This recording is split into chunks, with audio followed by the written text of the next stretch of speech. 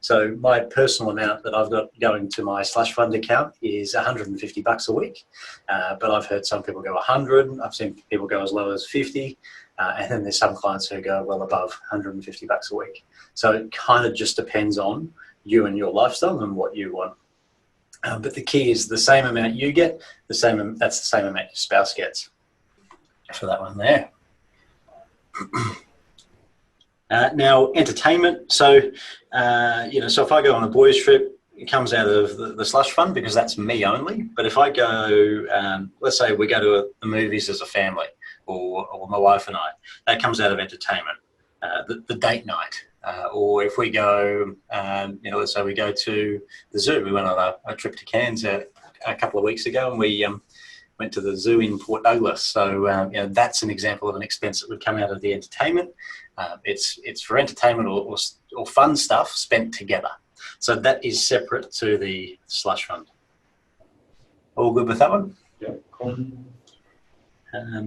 Also a favourite, so the travel account, and for most of us, this is the one that's probably suffered a bit over the last 6 months, especially the Victorians among us.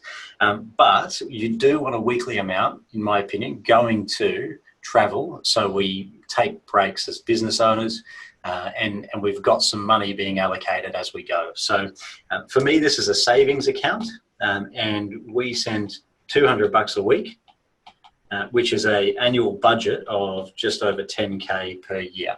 So that's 3 decent trips, roughly one every sort of 3 or 4 months, that we actually have that saved up, and even that trip to Cairns. The feedback that you get is if you've got a few grand building up in that account, that's your signal to go and book something if you haven't already. Because you don't want that to build up and build up and build up, and you haven't had a break, because that's probably not a healthy thing for your mindset and the rewards that we kind of need. So that's a way of making sure we save for travel. Now the next one here, irregular bills. I reckon this one needs a new name, but it's basically when we pay ourselves weekly from our business, then this is for bills that happen less frequently than each week. So monthly bills, quarterly, or annual. So examples are car rego, insurance rates. I'll go into a bit more detail on what we can include there.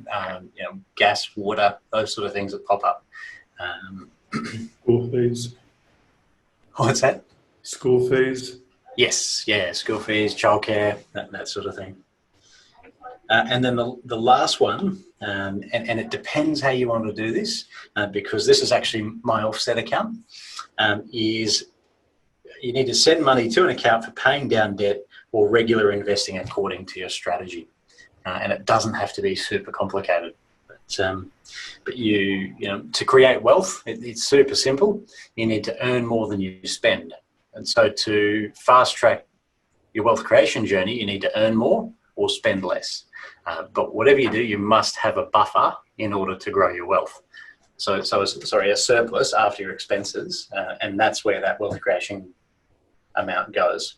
So if your income per month is 10 grand and your expenses are 8K, then you've got 2 grand a month that you need to put towards wealth creation. Now that could be simply just paying down your mortgage and putting that 2 grand in the offset account and leaving it there.